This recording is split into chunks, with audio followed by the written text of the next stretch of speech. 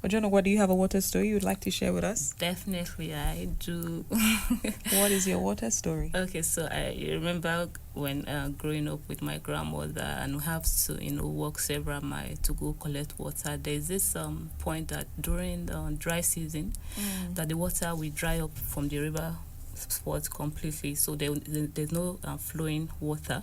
So you have to dig some spots, for those that have not experienced it, they may not really understand. So because I'm trying to explain it as possible to visualize the whole thing. So you have to dig some spots where you have to generate water bit by bit, and this is a community of several people. So early in the morning you go with lamp, the local lamp. So by 3:00 you are already up with my siblings, with my grandmother. We have to go, and by the time you get there and you think you are so early enough, you meet other people there because people have been there for 12:00. So for our own safety, my grandmother would say, okay, we'll leave by 3, and so that will be fine. This a dangerous terrain, that you can come in contact with deadly animal and snakes and all that. So, but we have to go, line up and patiently. So that you must, when you are in that queue, you must learn the act of patience. So you have to line up there, fish. When it's your turn, you have to collect the water with a little bowl, a tiny bowl, scoop there into the larger bowl. And when you succeed in getting it full, sometimes as you are fetching, it may not really generate again, and so that is your luck for that day, and you feel devastated. You have to go home with empty, bowl and all that. And so from there, we still have to go to the farm. And so, in as much as my grandmother pampered me a lot, so sometimes after the water time, she was like, okay, I can just stay back. But on different occasions, I have to miss school a lot, miss out from classes a lot, and a lot of other girls do. So in my class, you see that it's boys that are more frequent in school than girls because we have to be at the water line, So, and when civilization started coming a bit, so they started drilling a well, deeper well, because before it used to be a shallow well within the community, which may not generate enough water, and sometimes the water can be it comes as hard water, and so we wish it doesn't last with soap, so you can't even use it to wash clothes properly, and you can't really drink it. And when you are cooking with it, you have to minimize your salt use, because if you don't, because the water is already salty, you are going to over spice or over salt your food and all that. So the water is not safe for you. So we have to stay off that and just fall back on the river bank and all that. So when the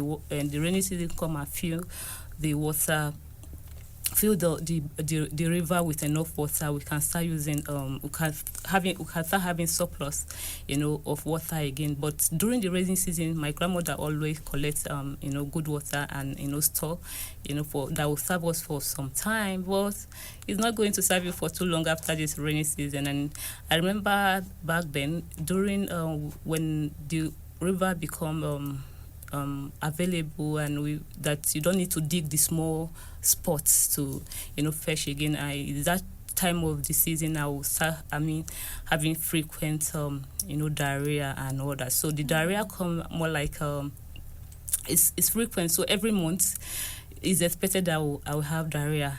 So it's more like a cycle, more like a woman expecting menstrual cycles. That's what it means to me. So because on the time it doesn't come, it look as if something is wrong. Wow. So I'm always on medication, and I don't like drugs a lot. So my grandmother will practically have to force me to take and promise me dry fish, and that is the only thing that to make me to swallow those medicine. The day that I'm not promised dry fish, you find those drugs under the bed. I did that too as a child. And that's how I have I'll keep drying up, because you eat food, the food provision that's supposed to work in your system, you are passing it out frequently, so I can't even look healthy. So I'm always looking malnourished, and I think that affects me a lot to have a little stunt growth, because I'm supposed to be taller than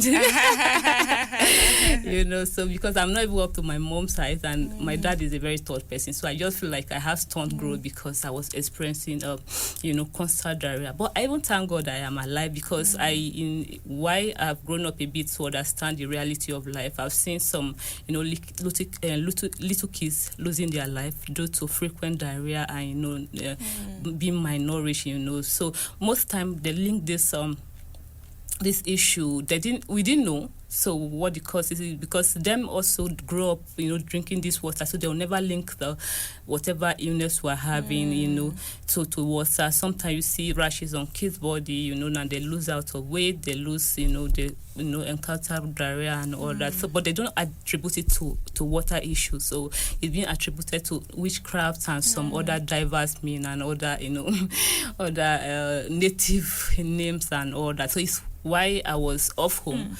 That I started realizing, reading and all that, realizing that, what I was experiencing back then was actually a water issue, not due to witchcraft or any form of attack and all that. So, because during the rainy season, you will still go to, because on the day that rain did not fall, we still go to the river to fetch water, and you realize that, the village or the community rather, they are in chains. So there's community A, community B. So, and in the same line of water we use, but while community A at their own end, we fetch water for a particular spot, which they prefer at the upper part.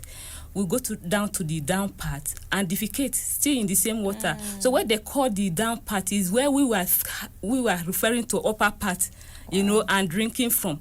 So and where we are defecating is somebody upper part. So it's like in chain like that. So it's indirectly you're drinking, like, in as much as I don't want to accept, you're drinking someone's physics. So and so that is a it's a devastating experience when you can't realize it when you're still within the community. It's when you're off there and you start realizing the what is outside your space that what you are going through is actually more severe than you can imagine. I have several questions for you, Ojonugwa. Okay, well, thank you for sharing this. What a profound story. And here you are. Like you said, I thank God that that you're alive, and you don't look like what you've been through. And so that it's really important that we share stories, because we really don't understand the gravity of what people have been through, except we actually hear from them. And as you were talking, I was wondering to myself, those times when you had to get water from the hole, I mean, how many times is this? Like every time, or maybe during dry season?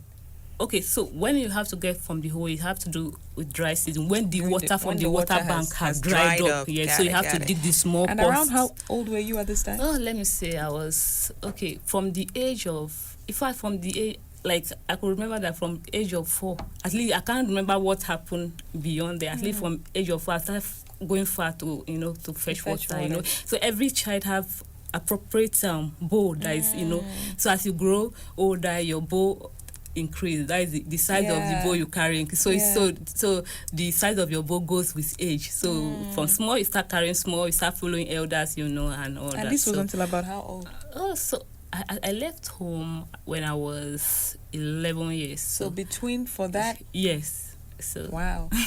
And you said this affected your schooling as well. Did this cause any kind of conflict within the communities where you were? Because you mentioned that there'll be lines of people also waiting to fetch water. Were there times when conflict will erupt as a result? Of course. So okay, so there's this, in every community, you must find the prominent one that are already ready for trouble. That that this you have to respect them, because they are even proud that they are troublemakers.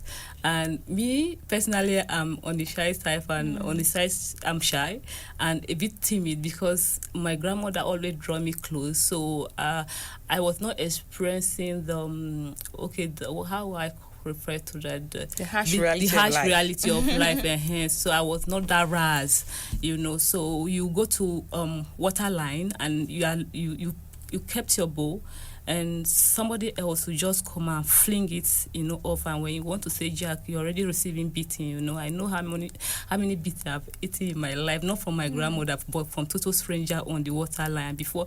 So most time when I see that, okay, I'm on the queue and I see that somebody is going to be troublesome, I prefer to pick my bowl and go back to the last line instead, because I always have hope and faith that, okay, when it's my turn, I'll definitely get some. So I'm always spending extra time at the riverbank. So there are some days that when I'm there spending a lot of time, my grandmother will have to now come all the way and like, okay, it's time, let's go home. Let's just go and manage what we have at home. And